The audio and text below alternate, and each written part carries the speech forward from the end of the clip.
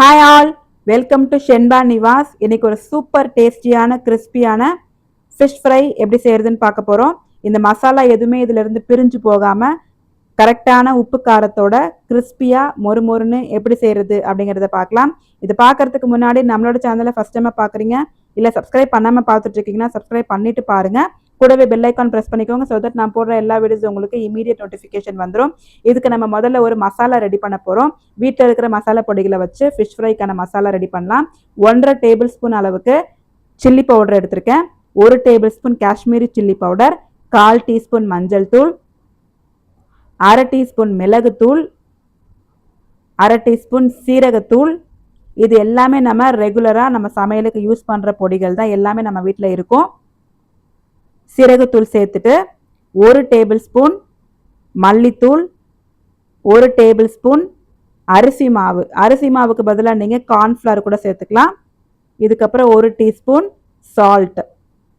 இது எல்லாத்தையும் நல்லா மிக்ஸ் பண்ணி விடுங்க. இதுதான் ஃபிஷ் ஃப்ரை மசாலா. இதை நீங்கள் அதிகமாக செஞ்சு கூட ஏர்டைட் கண்டெய்னரில் ஸ்டோர் பண்ணி வச்சுக்கிட்டிங்கன்னா எப்போல்லாம் உங்களுக்கு ஃபிஷ் ஃப்ரை செய்யணும்னு நினைக்கிறீங்களோ அப்போ நீங்கள் இந்த மசாலாவை நீங்கள் ரெடிமேடாக எடுத்து அப்படியே நீங்கள் மிக்ஸ் பண்ணி ஃபிஷ் ஃப்ரை இமீடியட்டாக இன்ஸ்டண்ட்டாக செஞ்சுக்க முடியும். ரொம்ப நல்லாயிருக்கும். உப்பு காரமெல்லாம் எல்லாமே கரெக்டாக இருக்கும். இந்த மசாலா மட்டுமே போதும். ஸோ இந்த மாதிரி மசாலாவை நல்லா மிக்ஸ் பண்ணி விட்டுட்டு இப்போ நம்ம எடுத்து வச்சுருக்கிற மீனுக்கு இந்த மசாலா கரெக்டான அளவு. அதனால் நான் இதுலேயே இப்போ நான் தண்ணி ஊற்றி மிக்ஸ் பண்ணிக்க போகிறேன். இப்போ அது கூடவே நான் 1 டீஸ்பூன் அளவுக்கு இஞ்சி பூண்டு பேஸ்ட்டும் சேர்த்துக்கிறேன். சிக்கன் 65க்கு தான் நம்ம இஞ்சி பூண்டு பேஸ்ட்டு சேர்ப்போம். ஃபிஷ் ஃப்ரைக்கும் நீங்கள் இஞ்சி பூண்டு பேஸ்ட்டு சேர்த்து செஞ்சு பாருங்கள், ரொம்பவே டேஸ்டியாக இருக்கும். இப்போ இது கூட நீங்கள் லெமன் ஜூஸோ இல்லை புளி தண்ணியோ கொஞ்சம் ஊற்றிக்கோங்க. அதுக்கப்புறம் கொஞ்சம் எக்ஸ்ட்ராவாக தண்ணி ஊற்றி இந்த மாதிரி நல்லா மிக்ஸ் பண்ணி விடுங்க. மீனில் தடவுற அளவுக்கு நல்லா பேஸ்ட் மாதிரி நல்லா மிக்ஸ் பண்ணி விடுங்க. பாருங்கள், நம்ம காஷ்மீரி மிளகாய் மட்டும்தான் போட்டோம். இதில் கலர் பொடிலாம் எதுவுமே சேர்க்கலை.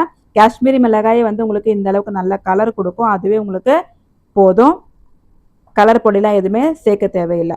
இப்போது இந்த அளவுக்கு நல்லா தண்ணி ஊற்றி நல்லா கரைச்சி எடுத்துக்கோங்க. நல்ல பேஸ்ட் மாதிரி கரைச்சி எடுத்துக்கிட்டு இப்போ நம்ம மீனில் இதை ஸ்ப்ரெட் பண்ணிக்கலாம். இப்போ இந்த மசாலாவோட பதம்னு பார்த்தீங்கன்னா ரொம்ப தண்ணியாகவும் இல்லாமல் ரொம்ப திக்காகவும் இல்லாமல் இந்த அளவுக்கு இருக்கணும். ரொம்ப தண்ணி ஊற்றி நீங்கள் தண்ணியாக கரைச்சிடாதீங்க. இப்போ இதை ஓரமாக வச்சுட்டு நம்ம மீன் எடுத்துக்கலாம். மீன் பார்த்தீங்கன்னா நான் பாறை மீன் எடுத்திருக்கேன். பாறை மீனில் ஒரு 8லேருந்து 9 பீஸ் அளவுக்கு இந்த மசாலா கரெக்டாக இருக்கும். நம்ம எடுத்திருந்த அளவுகள் எல்லாமே. இந்த மசாலா பார்த்தீங்கன்னா இந்த மீனுக்கு மட்டும் இல்லை, நீங்கள் வஞ்சர மீன் வாங்கினாலுமே இல்லை சங்கரா மீன் இல்லை வேறு எந்த மீன் வாங்கினாலுமே எல்லாத்துக்குமே இந்த மசாலா சூட் ஆகும். மசாலா பிரிஞ்சு போகாமல் கரெக்டாக உங்களுக்கு கோட்டாகி வெந்து வரும். சூப்பர் டேஸ்டியாகவும் இருக்கும். ஸோ நீங்கள் எல்லா மீனுக்குமே இதை நீங்கள் ட்ரை பண்ணிக்கலாம். ஸோ இப்போ நான் 9 பீசஸ் எடுத்து வச்சுருக்கேன். இப்போ இந்த மசாலாவை இந்த மீனில் நம்ம தடவி எடுத்து வச்சுக்கலாம். இந்த மசாலா தடவி நீங்கள் அட்லீஸ்ட் ஒரு மணி நேரமாவது ஊற வச்சு நீங்கள் அதுக்கப்புறம் செஞ்சிங்கன்னா தான் மீனோட டேஸ்ட் ரொம்ப நல்லாயிருக்கும். நம்ம போட்டிருக்க மசாலா எல்லாமே இந்த மீனுக்குள்ளே இறங்கி உங்களுக்கு நல்ல டேஸ்டியாக கிடைக்கும்.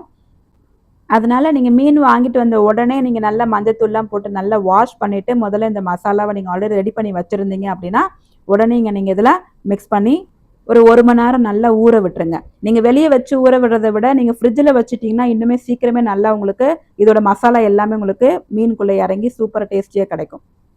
ஸோ இப்போ நான் எல்லாத்தையும் நல்லா மிக்ஸ் பண்ணி விட்டுட்டு இந்த மாதிரி நீங்கள் அந்த பவுலுக்குள்ளேயே போட்டு கூட நீங்கள் மீனை இந்த மாதிரி தடவி எடுத்துக்கலாம். இப்போ இந்த மாதிரி எல்லாத்தையும் நான் தடவிட்டு ஃப்ரீசரில் ஒரு மணி நேரம் வச்சுருந்தேன். 1 மணி நேரம் கழித்து பாருங்கள், இந்த மாதிரி நல்லா ட்ரை ஆகிடுச்சு மசாலா எல்லாமே.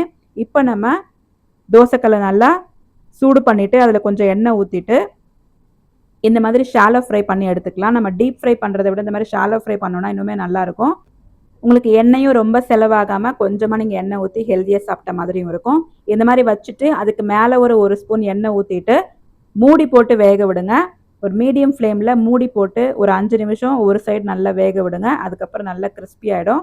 அதுக்கப்புறம் நீங்கள் திருப்பி போடலாம்.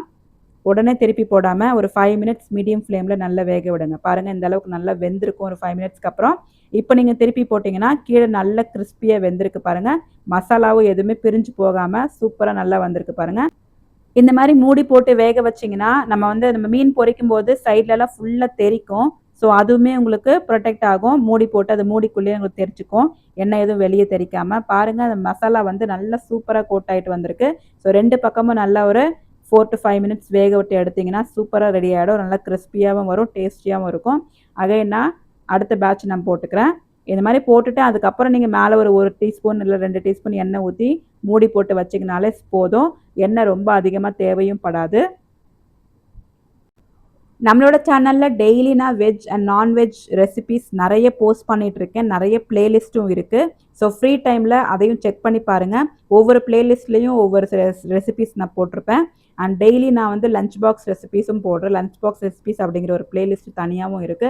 அதையும் செக் பண்ணி பாருங்க. அத பார்த்தீங்கன்னா உங்களுக்கு குழந்தைங்களுக்கு டெய்லி லஞ்ச் பாக்ஸ்ல என்ன வைக்கலாம் அப்படிங்கிற ஒரு ஐடியாவும் கிடைக்கும். ஸோ நம்மளோட சேனல்ல போடுற ரெசிபீஸ் எல்லாமே உங்களுக்கு பிடிச்சிருந்தது அப்படின்னா, நம்மளோட சேனல மறக்காம சப்ஸ்கிரைப் பண்ணி வச்சுக்கோங்க. ஃப்ரெண்ட்ஸ் அண்ட் ஃபேமிலிக்கு ஷேர் பண்ணுங்க. நான் போடுற ரெசிபீஸ் எல்லாம் நீங்களும் ட்ரை பண்ணி பார்த்துட்டு உங்களோட ஃபீட்பேக்க உங்க கமெண்ட் செக்ஷன்ல கமெண்ட் பண்ணுங்க. அவ்வளோதான் சூப்பரான கிரிஸ்பியான ஃபிஷ் ஃப்ரை ரெடி ஆயிடுச்சு. ரொம்பவே நல்லாயிருக்கும். ட்ரை பண்ணி பாருங்க. நீங்க ட்ரை பண்ணி பார்த்துட்டு உங்களோட ஃபீட்பேக்க கண்டிப்பா எனக்கு கமெண்ட் செக்ஷன்ல கமெண்ட் பண்ணுங்க. லைக் பண்ணுங்க, ஷேர் பண்ணுங்க. மறக்காம சப்ஸ்கிரைப் பண்ணி வச்சுக்கோங்க. அடுத்து வேற ஒரு இன்ட்ரஸ்டிங் ரெசிபியோட பார்க்கலாம். டில் தென் பாய். தேங்க்ஸ் ஃபார் வாட்சிங்.